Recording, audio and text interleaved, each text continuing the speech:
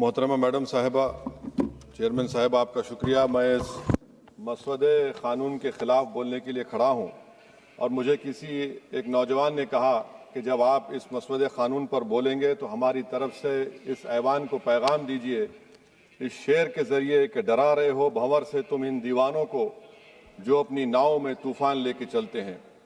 Madam, as our generation जी में से समवेयर बिटवीन मित्रों to hello friends we all grew up.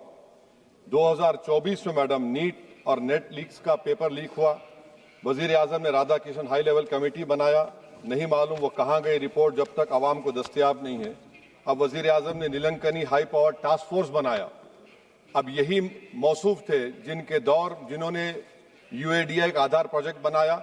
2018 में मैडम 100 करोड़ लोगों के नाम आधार के 500 रुपए में बिक रहे थे और आपने ऐसे जिम्मेदार को ये जिम्मेदारी दी। अब इस बिल में एक चीज की कमी है मैडम, जो मैं सरकार से गुजारिश करूंगा कि जब कभी पेपर लीक होगा तो उसमें एक बिल में लिखा जाना चाहिए कि लाठीचार्ज होना चाहिए जहां कहीं नौजवान मिले, और इस बिल में यह भी होना चाहिए कि वजीर आजम फौरन अपना सेल्फ वीडियो बनाकर डाल दें। मैडम, मैं इजहार यगानगी के लिए खड़ा हूं, नौजवानों के लिए जो आज पूरी उम्मीद खो चुके हैं तालीम के ताल्लुक से, जो उम्मीद खो चुके हैं नौकरी के ताल्लुक से, जो ट्रेनिंग के ताल्लुक से उम्मीद खो चुके हैं, मगर वो इसलिए अपनी उम्मीद को खो चुके हैं क्योंकि ये नाहल और नाखलक एक हुकूमत है जो सिर्फ उनको 2 नौकरी दे सकती है, या तो तुम पकौड़ा बनाओ या तुम किसी रक्षा दल और सेना का हिस्सा बन जाओ। मैं यकजहती के लिए खड़ा हूं उन नौजवानों के लिए जो जिनकी जिंदगियां बर्बाद हो चुकी हैं, मुसीबत और तकलीफ में है पेपर लीक की वजह से। मैडम, मैं खड़ा हूं उस 19 साल की लड़की के लिए जिसका नाम शेख सना है, जो नीट के री एग्जाम से पहले खुदकुशी कर अपनी जान खो दी।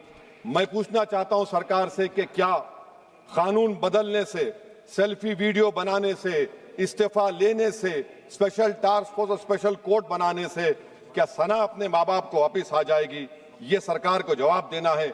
ये सरकार इतनी बेहिसी और बेरहमी के साथ इन नौजवानों से उनसे बर्ताव कर रही है, ये बिल्कुल नौजवानों से दूर हो चुकी है। इनकी तकलीफ को समझना छोड़िए, एहसास भी इनमें खत्म हो चुका है। ये मसवदा कानून क्या है मैडम, जो 2024 के कानून में नहीं था? UGC NET, UGC CSIR NET, NEET 2 मरतबा पेपर लीक हो गया। आप जुर्माना बढ़ा रहे हैं, आप सजाएं बढ़ा रहे हैं। आखिर बताइए, ये बढ़ाने से कुछ होने वाला है क्या? असल गलती कहां पर है? आपने इन अकाउंटेबिलिटी को खत्म कर दिया, इन्वेस्टिगेटिंग एजेंसीज को कोई ताकत नहीं दी, और आप इन्वेस्टिगेशन को इख्तियार भी नहीं देते कि जो पेपर लीक करते उनको सजा दी जाए। कितने अफसोस की बात है मैडम कि IAF को इस्तेमाल, इंडियन एयरफोर्स का इस्तेमाल किया जा रहा है। वजीर आजम 130 करोड़ आवाम के हैं, वो सिर्फ एक एग्जाम की निगरानी कर रहे हैं, और ये सरकार बड़ी फख्र से कहती है कि वजीर आजम देख रहे हैं।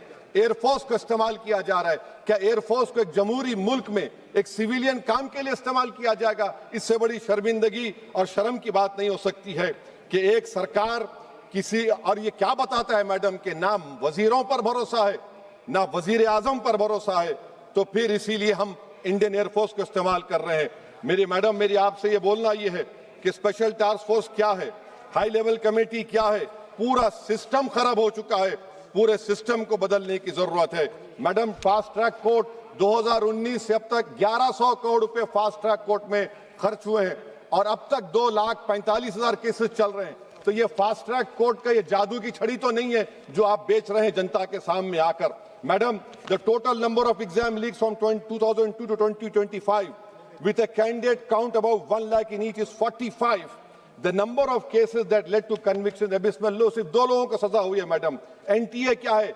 NTA पर RTI नहीं लगता है मैडम। NTA एक सोसाइटी है, ना कैबिनेट ऑर्डिनेंस से बनाया गया, ना कानून से बना। मैं खत्म कर रहा हूं मैडम। तो मैं आपसे हुकूमत से सवाल कर रहा हूं कि नीट का अंडर एग्जाम पेपर सेट हो गया था, अब नए चीफ ने आकर उसको क्यों चेंज किया? इसका सवाल जवाब दें। ये डॉक्टर सरदाना पराशर का क्या इन्वॉल्वमेंट है? पुणे लिंक क्या है? ये इनोवेटिव व्यू टेक्नोलॉजीज को 2018 से क्यों कॉन्ट्रैक्ट दिया जा रहा है बगैर टेंडर के? गवर्नमेंट ऑफ इंडिया का GFRCB रूल्स हैं। इस इनोवेटिव टेक्नोलॉजीज का फॉरेंसिक ऑडिट होना चाहिए। एक कंपनी को सब दिया जा रहा है। मेरी रिकमेंडेशन ये है सरकार से कि AI का क्वेश्चन बैंक बनाया जाए जो 1 लाख सवालात पर मुश्तमिल होगा, इसमें कोई ह्यूमन इंटरफेस ना होना चाहिए। और NTA का chairman, DG, secretary, exam controller, service IAS क्यों नहीं होता है? और फिर एग्जामिनेशन सेंटर पर मैडम बायोमेट्रिक क्यों फेल होता है?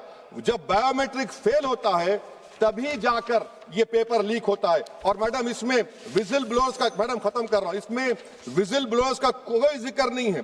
जैसा शशिकांत सिकर का पुलिस ने FIR नहीं लिया, नीट CBSE UGC नीट का CBSE में दीपक ठाकुर, ये कुछ नहीं लिया गया। आखिर में मैडम ये सरकार ये कानून लाकर देश की आवाम को, नौजवानों को पैगाम दे रही है, तुम रोड पर निकल कर आओ, हम डरेंगे। इस ऐवान में अगर हम ये पैगाम दे रहे हैं कि एतमाद इस ऐवान पे नहीं होगा, जो रोड पर निकल कर आएंगे, तो फिर ये तो हुकूमत को सोचना पड़ेगा कि अगर लोग एनआरकी में, प्रोटेस्ट में बिलीव करेंगे तो पार्लियामेंट में बिलीव नहीं करेंगे। मैं आखिर में मैडम नौजवानों से झूठ बोलकर उनसे माहिदा किया गया, सुप्रीम कोर्ट अब उन पे केस बुक करने की बात कर रहा है। मैं मुबारकबाद देता हूं उन तमाम कॉन्स्टिट्यूशनल अथॉरिटी को जिन्होंने नौजवानों की उखाबी रूह को बेदार किया। अब उनको उनकी मंजिलें आसमान पर नजर आ रही हैं।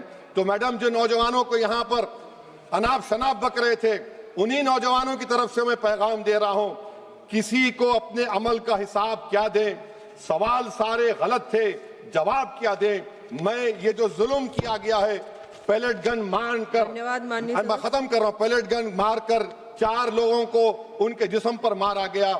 जुल्म फिर जुल्म है, जब बढ़ता है तो मिट जाता है। खून फिर खून है, टपकेगा तो गिरेगा। और किसी शायर ने अच्छा कहा था, इधर आ सितमगर हुनर आजमाए, तू तीर आजमा हम जिगर आजमाए।